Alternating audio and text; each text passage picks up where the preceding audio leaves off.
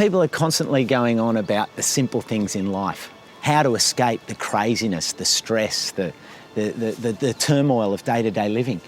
I come to a place like this and people like Harry and Alex, they've got the answers and they're using it. Their spirit, their soul is grounded when they're here. They're producing beautiful fine food. They wander down to the river, they can have a picnic. This is what we're all looking for. The answers are right here, looking at us all.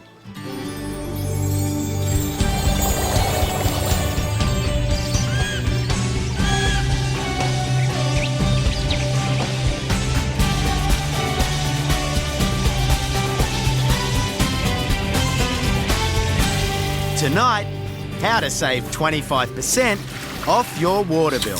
Almost half the amount of water out of this one tap alone. Liquid gold for your garden. I feel like I'm throwing out holy water here. 3, 2, 1, go! And the race for that 1 in a million plant. Welcome to the show. Tonight, finding that slice of country life right here in the heart of the city of Melbourne. Nestled on the banks of the Yarra River, 5 kilometres from Melbourne CBD, Collingwood Children's Farm is a lush Melbourne treasure, dwarfed by the city skyline. That's it, beautiful. This spectacular country estate is not only home to the Collingwood Children's Farm, but also a flourishing community garden.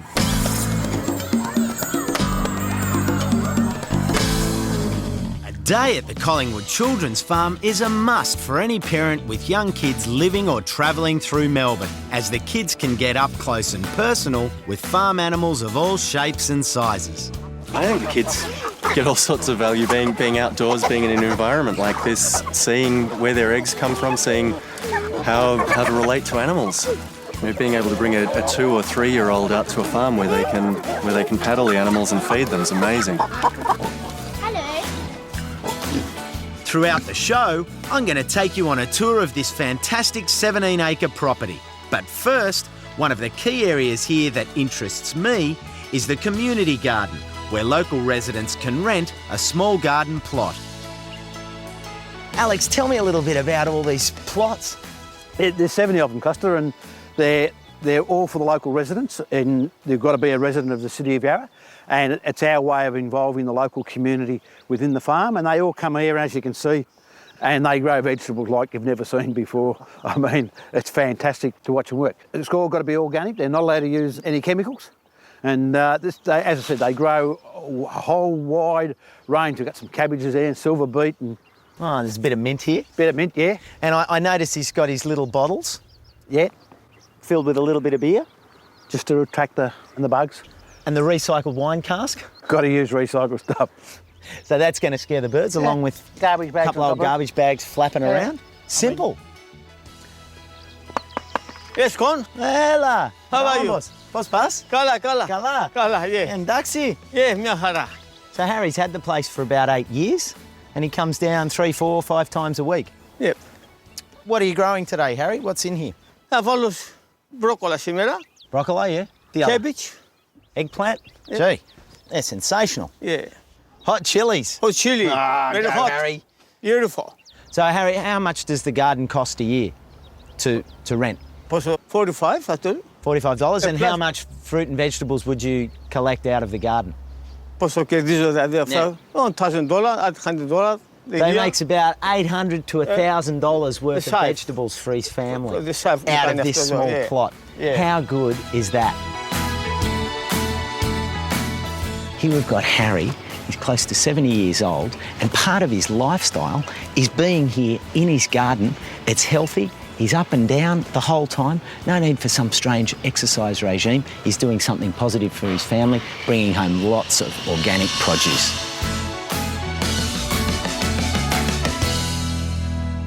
Later in the show, we're going to learn everything you need to know about worm juice. Here's cheers. Cheers.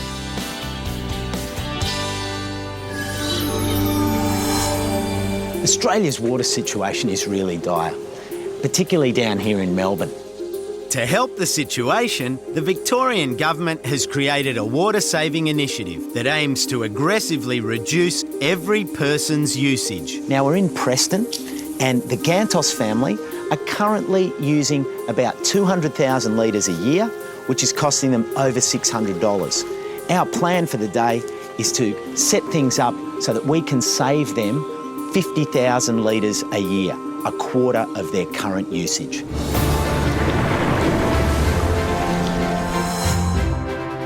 For residents of non-English speaking backgrounds, Yarra Valley Water and Environment Victoria are running a program called Greentown, designed to help these groups understand water conservation.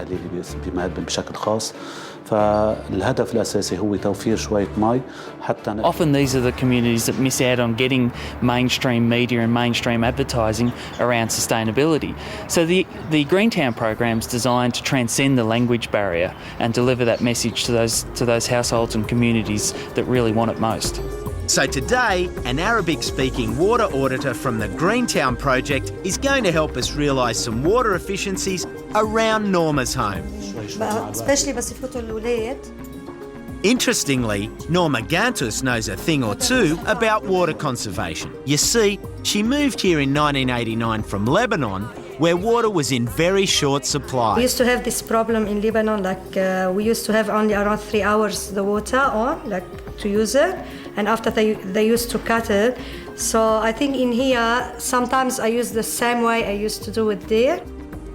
Despite her best water conservation efforts, Norma realises the obvious benefits of reducing their usage further. It's good for their future and for everybody, I think. So if we save water and we save money too, so we'll be very happy.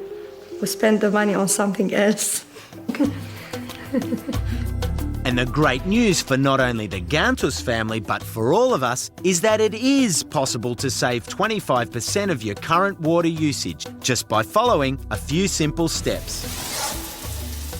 Amazingly, 31% of all water used in the household is actually used right here in the shower. Norma's old shower head was churning out about 15 litres a minute. Now this one's only putting out about 9 litres a minute.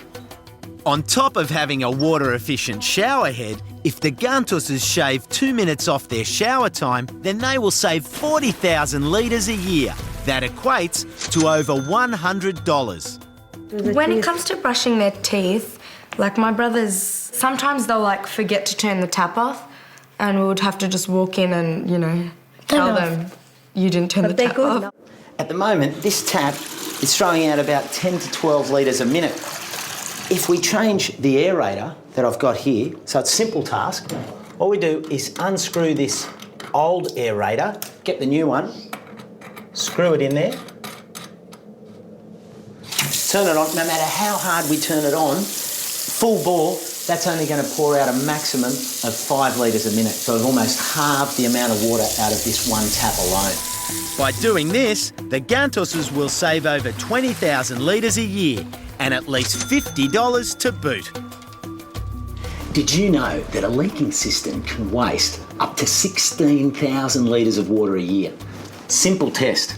Get some food dye, put 6 drops in there, drop the lid back on, come back in 10 minutes. If there's any food dye down there, call the plumber and get it fixed. With all of these simple measures, like utilising a water-efficient shower head, reducing showers to 4 minutes, and changing the aerator on their taps, we've saved the Gantus family $150, or 25% off their yearly water bill. With all the water systems that have been put in place today at Norma's, she's well and truly on the way to saving 50,000 litres of water a year. Now that's the equivalent of 133,000 glasses of water. Cheers. But I want to go one step further.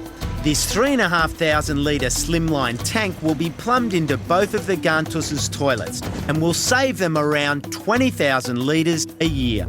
To buy and install this tank would be about $3,500, but most states have rebate schemes that make this a much more attractive proposition. Well, the plumbers are finished round the back here and they've done a fantastic job with their installation. The best part about the whole system is under the cover here, there's a water switch. Now what that does is when the tank runs out of water, it automatically senses it and it switches over to mains water. So that means that the toilets can still flush even when the tank is empty. It's an idiot-proof system and it's going to provide Norma and the family with an incredible saving long into the future. Next week, we're saving water in Norma's front yard by building her a water-wise, beautiful native garden.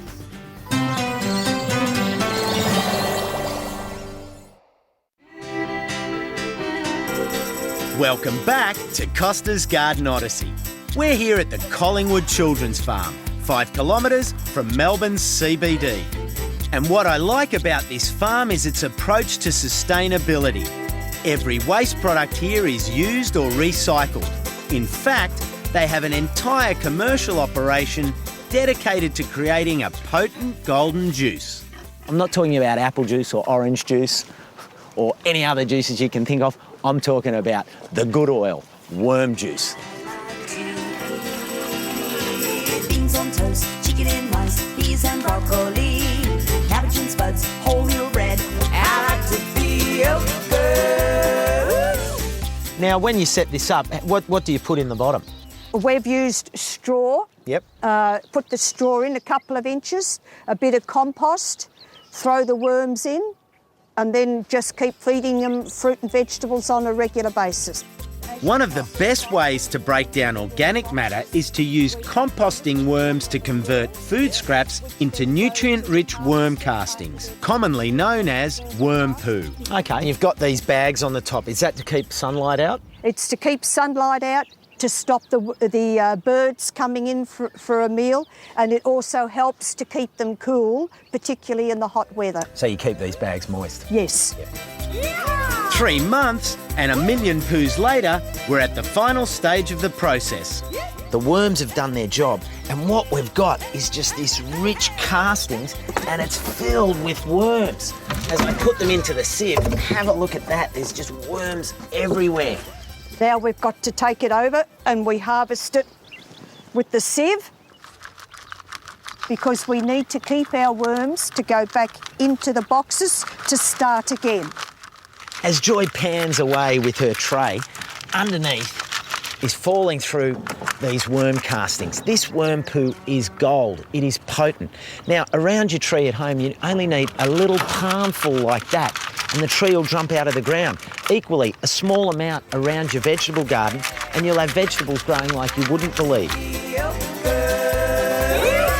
So this is what I've been waiting for, worm juice. And there you have it. Talk to me about this liquid gold, Joy. This is worm pea. Okay. Which all these boxes have got drain holes in them, and it goes down into the gutter, and this is just pure compost, and we dilute that down. About how much? Approximately 10 parts to 1, and just pour it straight onto your garden, around your plants obviously, and that's all you need to do. Stand back and watch it all grow. So it's pure gold. Here's cheers. Cheers.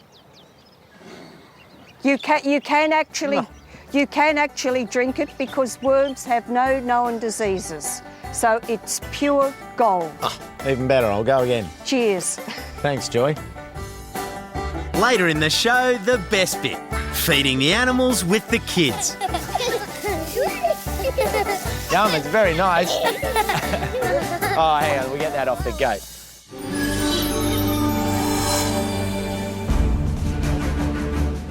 Meet Australia's gardening fanatics.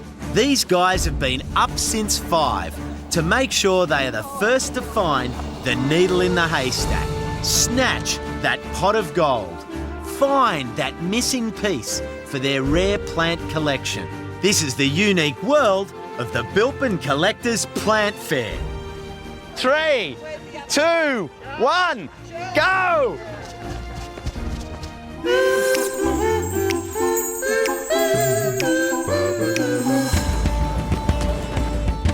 Since 2004, the Bilpin Collectors Plant Fair has been held in the Blue Mountains, 90 minutes west of Sydney, at the property of the event's creator, Peter Traer. The fair brings together over 40 of the best collectible plant growers in the country, exhibiting plants from all corners of the globe. I'm going to show you some really exciting plants that you won't see anywhere else. All right, Come let's go. along. Over 3,000 passionate gardeners come to the fair each year looking for that unique plant. This is a little Sephora, and I've been looking for it for a while, and here it is. So I'm really pleased. This is a Costas. Isn't it fabulous? A Costas. A Costas. This is one of the rarest ones I've seen. It's Costas barbatus Red Tower, named after you, obviously. How expensive am I? $15. $15 for me? Yes. No way. Bargain. Kidding. It's more of a tropical plant, and that's why it's got what's called a drip tip. See the little tip on the end of the leaf? Yeah. So when the water, in heavy rainfall in the jungle, it can run down the centre and just drip off that tip. Okay. Fantastic. Good shot. Thank you. See you later, Costa. It's a real journey here because, Yeah. I mean, you might come with an expectation, Yes. but then get something totally different. That's a thing called moonlight and roses. Yep. It's a tuberous begonia, bred by a guy in South Australia who's been breeding them for 50 years. So that's not available anywhere in Europe or anywhere like that. Really? Because it's an Australian.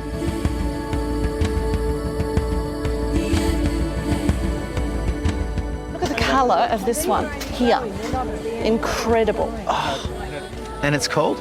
A Nepenthes. Nepenthes. A Nepenthes. Fantastic. It's a carnivorous plant. Yeah. And some of these in the jungle in Borneo are so big that they'll catch mice and rats.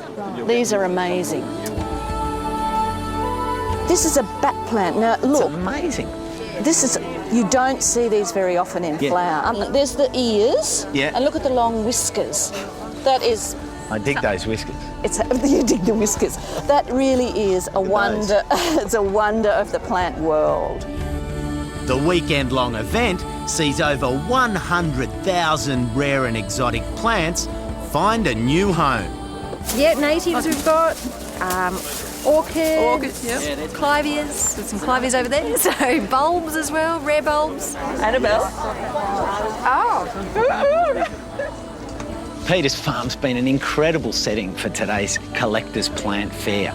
People were waiting at the gates to get in, and all day they've just been streaming out with bag upon bag of plants to take home to their gardens. It's great to see that the pulse of Australian gardening is really beating strongly at an event like this.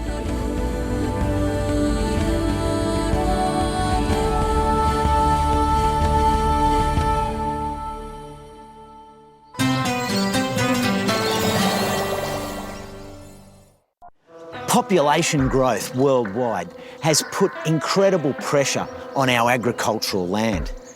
Industrial farming techniques have for too long drained our soils. However, there are organisations out there with alternatives. In fact, I may well be holding the solution in the palm of my hand.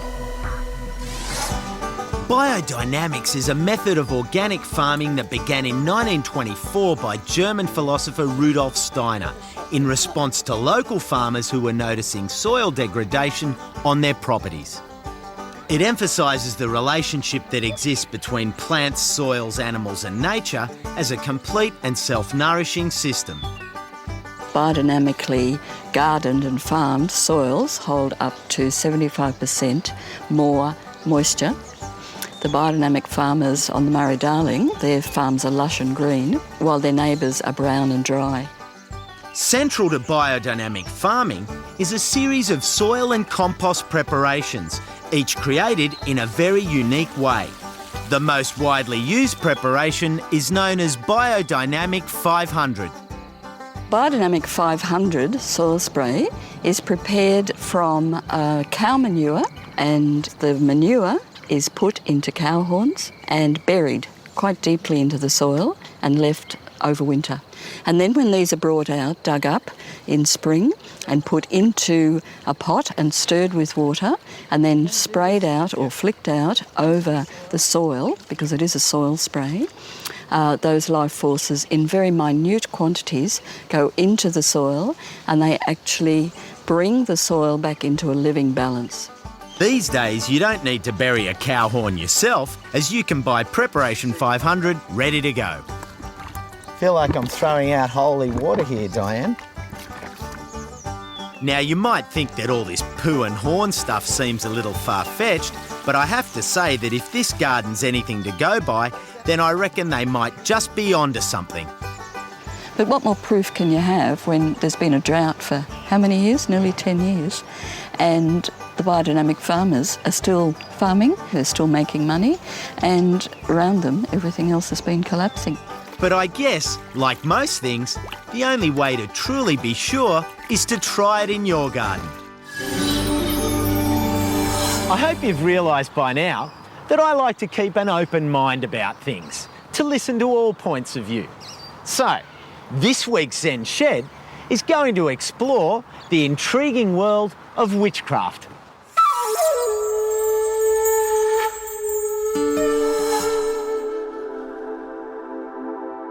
Witchcraft is an earth-based spirituality.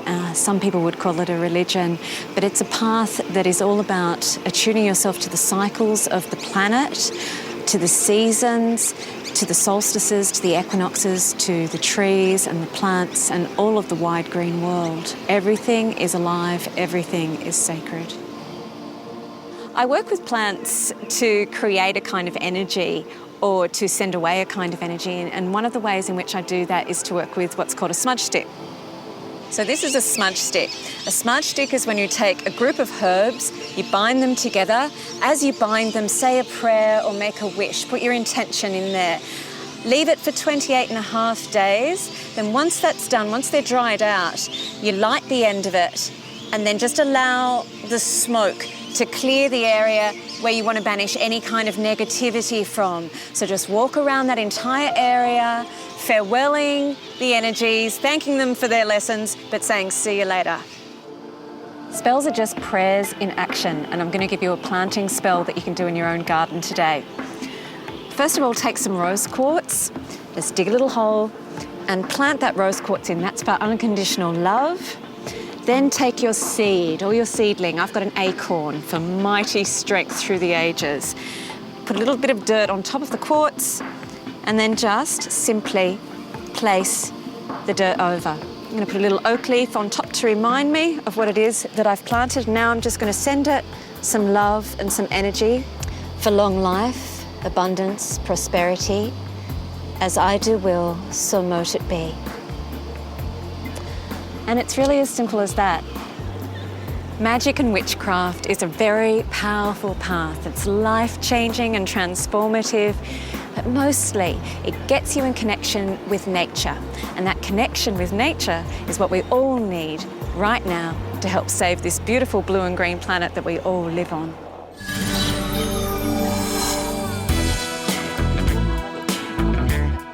What I really love about the Collingwood Children's Farm is that we're only 5 kilometres from the city and we could be 1,000 miles from anywhere.